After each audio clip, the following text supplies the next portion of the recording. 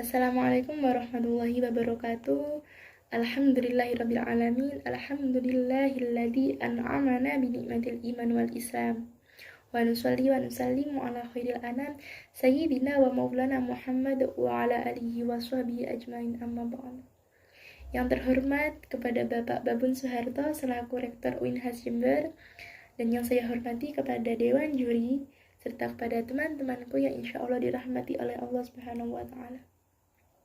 Alhamdulillahirrabbilalamin, atas karunia dan limpahan rahmat dari Allah kita bisa bertemu walau hanya secara virtual dalam keadaan sehat walafiat. Amin ya rabbal alamin. Sholawat ma'asalam semoga tetap tercurah limpahkan kepada junjungan kita Nabi Agung Nabi Besar Muhammad Sallallahu Alaihi Wasallam, yang insya Allah akan kita nantikan syafaatnya kelak di yaumil qiyamah. Amin ya rabbal alamin. Alhamdulillahirabbil alamin. Di sini saya Ila Dewi Masita, perwakilan dari kelas MTK 3, akan memberikan sebuah tausiah yang kita bisa tolabul ilmi bersama, di mana saya mengambil tema menjemput pertolongan Allah dengan sholat. Apakah bisa? Allah Subhanahu wa Ta'ala pernah berfirman yang berbunyi, Ya ayyuhalladzina amanu sta'inu bis-sabri was-shalah, innallaha ma'as sabirin. Wahai orang-orang yang beriman, memintalah pertolongan kepada Allah Subhanahu wa Ta'ala, karena sesungguhnya Allah Subhanahu wa Ta'ala itu bersama dengan orang-orang yang sabar.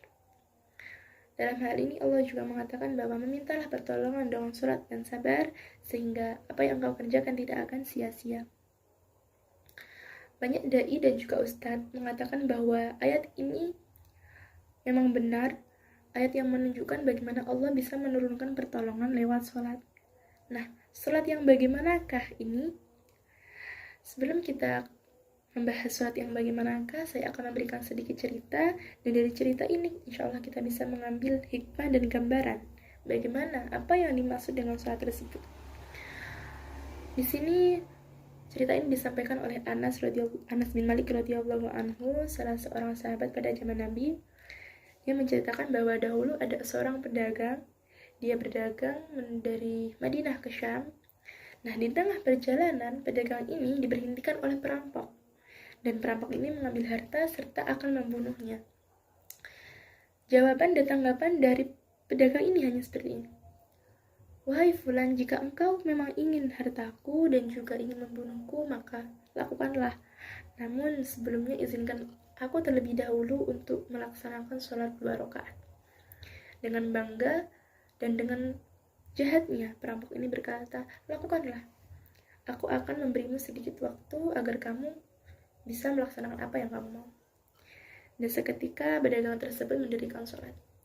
Di dalam sholatnya, dia menjalankan 2 rakaat ini dengan sangat khusyuk, di mana setelah dia membaca surat Al-Fatihah, dia membaca sebuah ayat yang berbunyi, Amma yujibu mudtarra idza da'a wa yasifus su'a wa yaj'alukum khulafa al-ard. A ilallahi ma'allahi qalilan ma tadhakkarun. Yang di sini mempunyai arti, bukankah dialah Allah yang memperkenankan doa orang yang dalam kesulitan apabila dia berdoa kepadanya dan menghilangkan kesusahan, maka Allah akan menjadikannya khalifah di muka bumi. Apakah di samping Allah ada Tuhan yang bisa disembah selainnya? Sungguh sedikit sekali nikmat Allah yang kamu ingat. Ini adalah ayat yang dibaca oleh pedagang tersebut pada sholat yang dia lakukan. Dan tanpa dia sadari, ketika dia sholat, dia berdoa. Di dalam doa tersebut, dia memuja-muja Allah, dia memuji-muji Allah atas nikmat yang Allah berikan. Dia menyebut nama-nama Allah dengan baik. Ya Rabbi, aku mohon, tolonglah hamba. Ya Rabbi yang maha pengasih lagi maha penyayang, saat ini hanya Engkau harapan satu-satu hamba yang bisa menolong hamba. Hamba yakin, seyakin-yakinnya pada hati hamba, jika hamba memohon pertolongan kepadamu, maka hamba tidak akan merasakan kecewa sedikit pun. Ini adalah doa yang dipanjatkan oleh pedagang tersebut ketika pedagang tersebut dalam keadaan yang sangat tertekan. Dan seketika tanpa dia sabari, dia kemudian didatangi oleh seorang laki-laki memakai baju serba hijau. Kemudian Dia menunggang kuda berwarna abu dan dia sangat bercahaya. Di dalam peristiwa tersebut, seketika pemuda memakai baju hijau ini menendang si perampok dan perampok terjatuh. Kemudian perampok tersebut dibunuh olehnya seketika. Pedagang tersebut kaget. Apa yang sedang terjadi?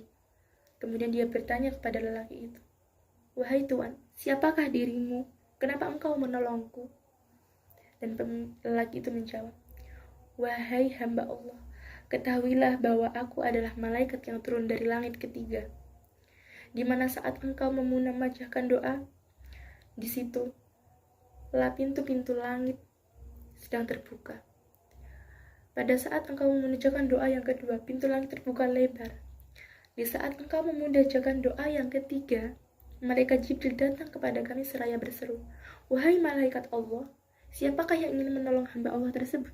Kemudian atas izin Allah saya meminta kepada Allah untuk agar saya bisa menolong hamba tersebut.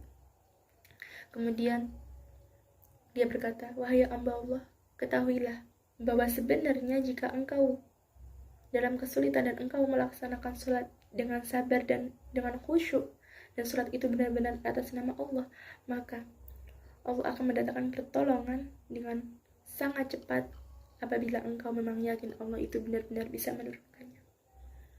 Maka dari itu, mari kita amalkan apa yang telah saya ceritakan tadi.